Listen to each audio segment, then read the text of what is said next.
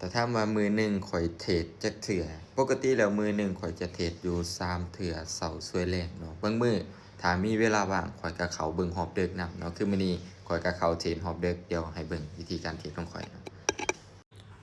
กราฟที่ข่อยเลือกเทรดส่วนใหญ่แล้วข่อยจะเลือกเทรดที่กราฟ BNB เนาะข่อยจะเลือกเทรดที่กราฟ BNB มื้อนี้เข้ามาเทรดฮอบดึกนะใส่ต้นทุนอยู่100เดี๋ยวเบิ่งกราฟก่อน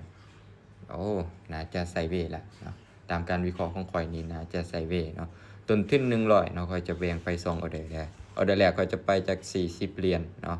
จุดนี้นี่แห้งซื้อเข้ามาหลายถ้าว่าเป็นตลาดไซด์เวย์เนาะแห้งซื้อเข้ามาหลายแหละแน่นอนมันจะลงมาเป็นแดงเนาะขายไว้แต่10วิเลยก็ได้เนาะออเดอร์นี้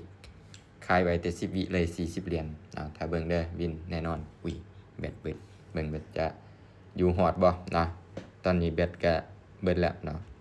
รอเบิ่งออเดอร์นี้ข่อยเชื่อว่าวินแน่นอนออเดอร์นี้เพราะว่ายังถ้าว่าเฮาวิเคราะห์มาดีแล้วว่าเป็นตลาดไซด์เวย์แน่นอนออเดอร์นี้ต้องลงมาเป็นแดง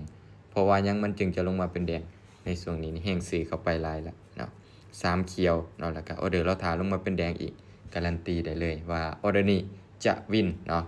เบิ่งว่าจะวินตามที่เฮาวิเคราะห์ได้บ่ออเดอร์นี้บางทีนี่เป็นเขียวตอนนี้กลับลงมาเป็นแดงแล้วเนาะเห็นบ่เหลือเวลาอยู่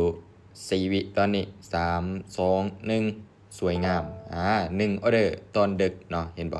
ตามที่ข่อยวิเคราะห์ไว้เลยเนาะข่อยว่ามันจะลงมันก็ต้องลงแต่ว่าข่อยก่อนที่ข่อยจะวิเคราะห์ว่ามันจะลงได้ก็ต้องมีประสบการณ์ต้องเบิ่งกราฟเป็นเนาะมื้อนี้เข้ามาหอบตึก1ออเดอร์ได้กำไรอยู่38เหรียญเห็นบ่ต้นทุน100แบ่งไป2ออเดอร์แรกวินพอเลยเนาะ